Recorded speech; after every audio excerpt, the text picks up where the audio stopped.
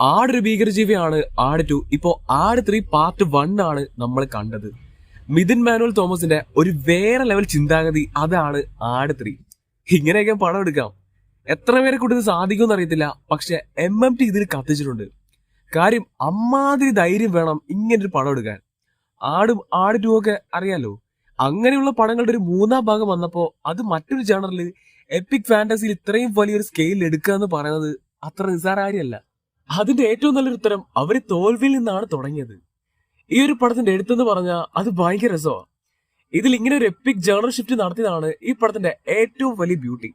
ഇപ്പൊ ആടെടുത്താൽ നീലക്കൊടി വേലിക്ക് പിന്നാലെ ഓടുന്നു, ആട് 2 കമ്മണ്ടത്തിന് പിന്നാലെ ഓടുന്നു, ഇതിലൊരു സ്റ്റാർ ഡസ്റ്റിന് വേണ്ടി ഓടുന്നു. ആട് 2 ഈ രണ്ട് പാട്ടിൽ നിന്നും ആട് 3 ഡിഫറെന്റ് ആക്കുന്നത് ആ ഒബ്ജക്റ്റ് വെച്ച് ഇവര് നടത്തിയ ഒരു എപ്പിക് എക്സ്പെരിമെന്റ് ആണ്. എന്തിന്റെ പിന്നാലെ ഓടുന്ന കുറെ മണ്ടന്മാരെന്ന ആടിന്റെ ടിപ്പിക്കൽ സ്ട്രേറ്റ് ഫോർമുല പിടിക്കാതെ ആ ഒരു ഒബ്ജക്റ്റിന് വെച്ച ഒരു മാരക ഭീകര പരിപാടി. അതിലൂടെ പല ടൈം ലൈനുകൾ തുറന്ന് ഇതിനൊരു യൂണിവേഴ്സ് ആക്കി അതിന്റെ സാധ്യതയും വർദ്ധിപ്പിച്ചു. ഹാർഡ് പോലൊരു പടം വെച്ച് ഇമാതിരി ഹൈ ലെവൽ പരിപാടി പിടിക്കാന്ന് പറയുന്നത് തന്നെ വൻ ഹെവിയാണ്. അതിലൊക്കെ സമ്മതിച്ചു കൊടുത്തേ പറ്റൂ. ഇനി നമുക്ക് ഈ പടത്തിലേക്ക് വന്നാൽ ആദ്യം ഫസ്റ്റ് ഹാഫ് എടുത്താൽ ഇച്ചിരി ലെങ്ത് കൂടുതലാണ്. ആ ഒരു ഏരിയയിലാണ് കൂടുതൽ ആൾക്കാർ ഒരു ചെറിയ ലാഗ് ഉണ്ടെന്ന് പറയുന്നത്. ചെറിയ ലാഗും അല്ല, ലാഗ് ഉണ്ട്. പക്ഷെ ആ ലാഗ് അവിടെ വേണം.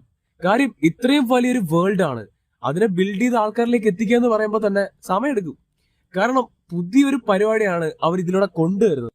കാര്യം നമ്മൾ ഇപ്പോഴത്തെ ജനറേഷൻ ഒരുപാട് ഹോളിവുഡ് കൊറിയൻ പടങ്ങളൊക്കെ കണ്ടുവരുന്നവരാണ്. നമുക്ക് ഈ ടൈം ട്രാവൽ പരിപാടികളൊക്കെ പെട്ടെന്ന് കത്തും, എക്സ്പെഷ്യലി വേൾഡ് ബിൽഡിംഗ് ഒക്കെ പെട്ടെന്ന് കത്തും. പക്ഷെ മൊത്തത്തിലുള്ള ഓഡിയൻസ് എന്ന് പറയുമ്പോൾ അത് നമ്മൾ മാത്രമല്ലല്ലോ. നമ്മളെക്കാൾ പ്രായം കൂടിയവരും ഉണ്ട്, നമ്മളെക്കാൾ പ്രായം കുറഞ്ഞവരുണ്ട്. എല്ലാവർക്കും പെട്ടെന്ന് കത്തണമെന്നില്ലല്ലോ. അപ്പോ ആ ഒരു രീതിക്ക് നോക്കുമ്പോ ഇത് സെറ്റാണ്. ഒറ്റ പാർട്ടായിരുന്നെങ്കിൽ പറയാം, ഓ ശരിയാ ലാഗ്, ഇതിനീ കടക്കുമല്ലേ. പിന്നെ ഒരേ ഓർഡറിൽ ലീനിയറായി കട്ട് ചെയ്താണ് ഈ പടത്തില് ഈ പാസ്റ്റ് പ്രസന്റ് ഫ്യൂച്ചർ ഒക്കെ വന്നു പോകുന്നത്. ഒരു ചെയിൻ പോലെയാണ് ഈ 3 ടൈം ലൈനും സെറ്റ് ചെയ്തിരിക്കുന്നത്. അല്ലാതെ ഫ്യൂച്ചർ ഒരു സെഗ്മെന്റ്, പ്രസന്റ് ഒരു സെഗ്മെന്റ്, പാസ്റ്റ് ഒരു സെഗ്മെന്റ്, അങ്ങനല്ല. സെഗ്മെന്റ് ആയാണ് വന്നിരുന്നെങ്കിൽ ഏതെങ്കിലും ഒരു ഭാഗത്ത് പാസ്റ്റിലെ പോർഷൻസ് കണ്ടിന്യൂസ് ഫ്ലാഷ് ബാക്ക് ആക്കി കാണിക്കാം. പക്ഷെ അങ്ങനെ കൊണ്ടുവന്നായിരുന്നെങ്കിൽ എവിടെ പുതുമ എവിടെ? ഈ പടത്തിൽ 3 ടൈം ലൈനും ഒരേ ചെയിനിൽ കൊണ്ടുപോകുന്നത് വൻ നൈസാണ്. അത് ആ ഒരു ഓർഡറിൽ കൊണ്ടുപോവുകയും വേണം, ഓഡിയൻസിനെല്ലാം മനസ്സിലാവുകയും വേണം. മെയിൻ ആയിട്ടും വേൾഡ് ബിൽഡിങ് അങ്ങനെ വെച്ച് നോക്കുമ്പോൾ ഇത് തീയല്ലേ. ഇനി സെക്കൻഡ് ഹാഫ് എടുത്തു പറയേണ്ട കാര്യമില്ലല്ലോ, കൂട്ടിയിട്ട് കത്തിക്കലായിരുന്നു. ഡ്യൂഡ് വന്നതിന് ശേഷം പടം കയറി ചാർജായി. പിന്നെ ക്ലൈമാക്സിൽ അവിടെ കൊണ്ടുവച്ച ആ ഒരു സംഭവമാണ് തീ.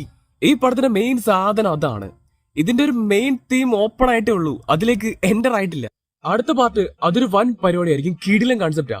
അതുകൊണ്ട് next part is going to be വൻ പൊളി. അതിനാണ് വെയിറ്റിംഗ്. അത് കത്തിക്കാനുള്ള എല്ലാ ഐറ്റവും അതിൻ്റെ അകത്തുണ്ട്. ഇനി നമ്മുടെ ഷാജി പാപ്പൻ, ജയസൂര്യ 8 കൊല്ലം മുമ്പ് ചെയ്ത ക്യാരക്ടർ അതേ ഫോമിൽ ചെയ്യാന്ന് പറയുമ്പോ മാൻ ഒന്നേ പറയാനുള്ളൂ, കിടിലം. പാപ്പൻ മാത്രമല്ല എല്ലാരും. അങ്ങനെ മൊത്തത്തിൽ ആടൊരു വൻ എക്സ്പീരിയൻസ് ആയിരുന്നു. കുറെ വർഷങ്ങൾക്ക് ശേഷം നല്ലൊരു കോമഡി പടം കണ്ടത് ഇതാണെന്ന് തോന്നുന്നു.